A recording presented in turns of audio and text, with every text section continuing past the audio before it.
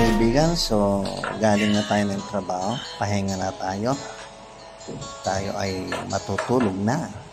Ang problema, may dalawang nangungulit. Yan. Hindi lang nangungulit, nanghahalik pa yan. Tingnan nyo mga kaibigan. Diba? Kung ikaw ba naman matutulog, may dalawang ganyan na nangungulit sa'yo. Paano ka pa makakatulog na? Di bali sana kung ganyan lang, nanghahalik pa. Oh, yan. Tingnan nyo. Tumambay na sa ibabaw. Yan.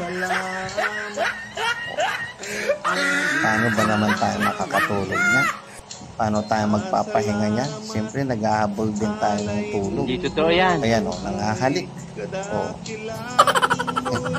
Nagpapapansin. Ayan. So, ganyan po mga kaibigan yung alaga ng pusa. Dalawang barako yan. Bali, tatlo pala. Kung nakakita nyo po yung pinost natin previously noon, na umiinom lang sila ng gatas, pinapainom lang sila ng gatas nang malilit pa sila. Ngayon, ayan, nakaraos na sila. Ayan. Ayan. Ang kulit ng isang yan.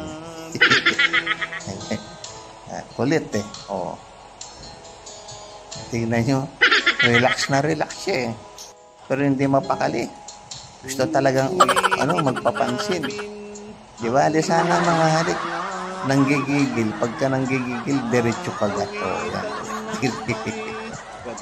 Pero hindi naman niya lalaksan. Yung nagpaparamdam lang. Thank you mga kaibigan.